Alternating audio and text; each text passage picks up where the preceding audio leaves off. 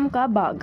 गांव के बीच में एक आम का बाग था, जिसका माली था सुंदर, लंबा, हट्टा कट्टा, हाथ में लठ लिए पूरे बाग में चक्कर लगाता रहता था। दिन रात वही पास में एक कुटिया बनाकर रहता था। एक दिन दोपहर को वह सो रहा था।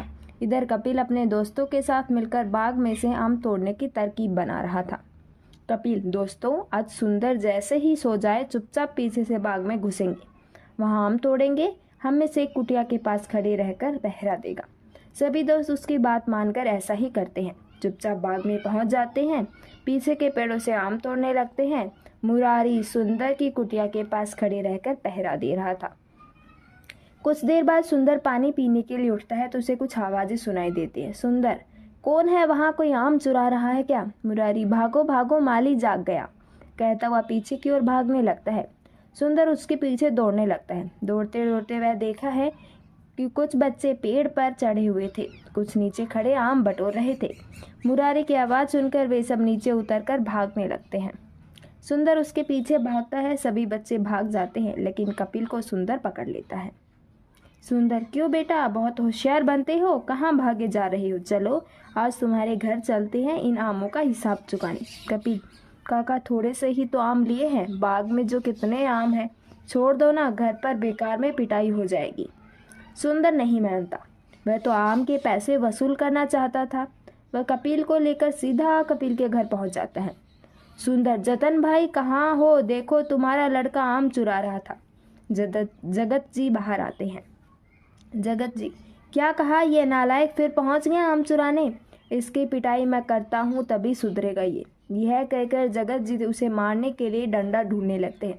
तभी कपिल की माँ बाहर आ जाती है। अरे छोड़ दो, बच्चा है, गलती हो गई उसे। सुंदर, तेरा जितना नुकसान हुआ है मैं भर दूंगी। जा अब छोड़ मेरे बच्चे को।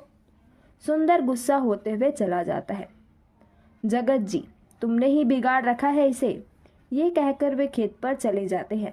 सुनीता, क्यों इतनी शैतानी करता है? आज तो मैंने बचा लिया, लेकिन आगे क्या होगा? तुझे आम खाने थे तो मुझसे पैसे ले जाता। कपिल, मुझे माफ़ कर दो माँ, आगे से तुम्हें कभी शिकायत का मौका नहीं मिलेगा। लेकिन अगले दिन जब कपिल अपने दोस्तों से मिलता है, कपिल, यार उस सुंदर ने तो पापा से शिकायत कर दी, उसे सबक सिखाना पड़ेगा। मुरारी, अरे तेरे पे भाग नहीं गया, मैंने कितनी आवाज़ लगाई थी। कपिल, मैं देख रहा था, कोई रह तो नहीं गया। मेरी छोड़, ये बता उसे सबक कैसे सिखाए। मुरारी, एक काम करते हैं, रात को सोते समय उसके मुंह में कपड़ा ढूंस देंगे, फिर उसके हाथ चापाव चारपाई से बांधकर उसे उठाकर पास वही नहर में फेंक देंगे। सभी दोस्त उसकी हाँ में हाँ मिलाते हैं। रात को वे सुंदर के सोने के का इंतजार करने लगते हैं। उसके सोते ही उसके हाथ पैर बांधकर उसे नहर में फेंक देते हैं और वहाँ से भाग जाते हैं। सुंदर बहुत हाथ पैर मारता है। किसी तरह वह रस्सी खोलकर चारपाई से अपने आप को छुड़ाता है। सुंदर समझ जाता है कि यह सब कपिल और उसके दोस्तों ने किया है। वह अगले दिन से गायब हो जाता है। तभी एक आदमी गांव की चौपाल पर आता है। आदमी, गांव वालों, एक आदमी नहर में डूबकर मर गया। जिसने भी उसे नहर में फेंका हो अपने आप सामने आ जाए, नहीं तो पुलिस उसे मार मार कर उगलवाएगी। यह सुनकर कपिल और उस दोस्तों के हाथ पैर फूल जाते हैं। कपिल, अरे ये क्या हो गया? वह तो सच में मर गया, अब तो हम सबको फांसी होगी। सभी दोस्त डरते डरते घर पहुंचते हैं। कपिल अपनी माँ के पास पहुंचकर उसे सब सच बता देता है। सुनीता, नालायक, ये तूने क्या कर दिया? किसी को मार देते हैं क्या? अब तो तुझे जेल जाना ही पड़ेगा। सुनीता शाम को जगत जी को सारी बात बताती है। वे रात को ही कपिल और उसके दोस्तों को इकट्ठा करते हैं और सबके माता पिता के साथ पुलिस चौकी की ओर चल देते हैं। पुलिस चौकी दूर थी। रात को जंगल के रास्ते जा रहे थे, तभी उन्हें कंबल ओढ़े एक आदमी रोक लेता है। उसका चेहरा नहीं दिख रहा था। आदमी, आपके बच्चों ने एक आदमी की जान ली है, इन्हें फांसी होगी। जगत जी, भैया, इसलिए हम इन्हें पुलिस के पास ले जा रहे हैं, शायद इनकी सज़ा कम हो जाए। आदमी, मैं इन्हें बचा सकता हूँ, लेकिन फिर ये किसी और को मार देंगे। सभी बच्चे उनके पैरों में पड़ जाते हैं। भैया, हमें बचा लो, अब हम कुछ नहीं करेंगे, घर से बाहर भी नहीं निकलेंगे। आदमी, नहीं, तुमने पहले ही वादा किया था जब आम चोरी किए थे, अब तो तुम्हें सज़ा मिलनी ही चाहिए। बच्चे रोने लगते हैं। उनके माता पिता भी उस आदमी के साथ हाथ जोड़कर प्रार्थना करने लगते हैं। तभी वह अपना कंबल हटाता है। अरे ये तो सुंदर है, यह तो जिंदा है। सुंदर, हाँ, मैं जिंदा बच गया क्योंकि मेरे अंदर ताकत थी। मैंने बहुत मुश्किल से रस्सी तोड़ी और पानी से बाहर आए। कोई और होता तो मर जाता। कपिल भैया, हमें माफ़ कर दो, आगे से ऐसी गलती कभी नहीं होगी, हमें बचा लो। जगत जी, लेकिन वो आदमी कौन था? सुंदर। उसे मैंने ही भेजा था ताकि इन बच्चों की सच्चाई बाहर आ सके, इसलिए मैं यहाँ तुम लोगों का इंतज़ार कर रहा था। अगर ये सारी बातें मैं पुलिस को बता दूँ तो सबको जेल हो जाए। मुरारी भैया, एक बार माफ़ कर दो।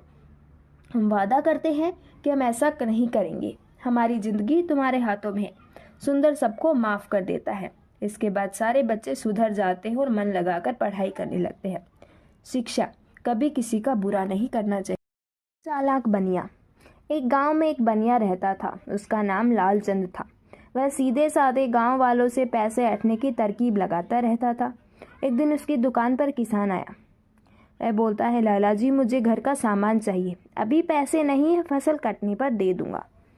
लालचंद, लेकिन फसल तो 2 महीने बाद कटेगी, तब तक तो मेरा ब्याज कौन देगा? एक काम कर, 2 महीने का राशन ले जा और फसल का आधा मुझे दे देना। किसान मान जाता है। लालचंद उसे कागज पर अंगूठा लगवा लेता है।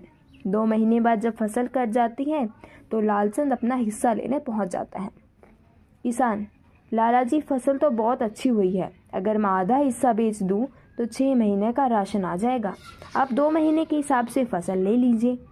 लालचंद, मुझे पता है, जब मैं तुझे कागज पर अंगूठा लगाया था तब तेरी फसल कच्ची थी। मैं दिन रात दुआ मांग रहा था, तब अच्छी फसल हुई है। अभी आधी फसल मेरी है, चाहे वह 6 महीने के बराबर हो या 1 महीने के। अगर फसल खराब हो जाती तो क्या तू मुझे पैसे देता? लालचंद आधी फसल गाड़ी में लाद कर अपने घर ले जाता है। किसान से पकड़कर बैठ जाता है। गांव वाले लालचंद से बहुत परेशान थे, लेकिन गांव में वही एक पैसे वाला था जिसे गांव वालों को उधार लेना पड़ता था। साथ ही उसी की दुकान थी जिसे सामान लेना पड़ता था। एक दिन गांव में एक लड़का आया। लड़का, लालचंद, तुम तो भोले भाले गांव वालों को बहुत महंगा सामान बेचते हो। शहर में ये सब बहुत सस्ता मिलता है। लालचंद, तू कौन है? लड़का, पहचाना नहीं सेठ, मैं बनवारी का लड़का हूँ जिसे बचपन में तुमने मारा था। मैं शहर चला गया था, अब पढ़ लिख कर वापस आया हूँ। लालचंद, एक काम कर, मुझे माफ़ कर दे और ये सब बातें किसी गांव वाले को मत बताना। तू मेरी दुकान पर नौकरी कर ले, मैं बदले में तुझे अच्छी तनख्वाह दूंगा, साथ ही घर का राशन भी दे दिया करूँगा। लड़का मान जाता है। वह लालचंद की दुकान पर नौकरी कर लेता है। पूरा गांव उस लड़के को जानता था। जब भी लालचंद की दुकान पर उधार मांगने आता, लड़का उसे इशारे से सब बता देता कि वह गांव वाला कम से कम ब्याज पर पैसे उधार लेता। कुछ तो मना करके वापस चले जाते। लालचंद जब दुकान से घर चला जाता तो वह लड़का चुपचाप उसके खाते में से अंगूठा लगे कागज फाड़कर गांव वालों को दे देता। कुछ दिनों बाद लालचंद ने देखा कि फसल कटने का टाइम आ गया। वह पहुंच गया खेतों पर। इस बार गांव वाले भी तैयार थे।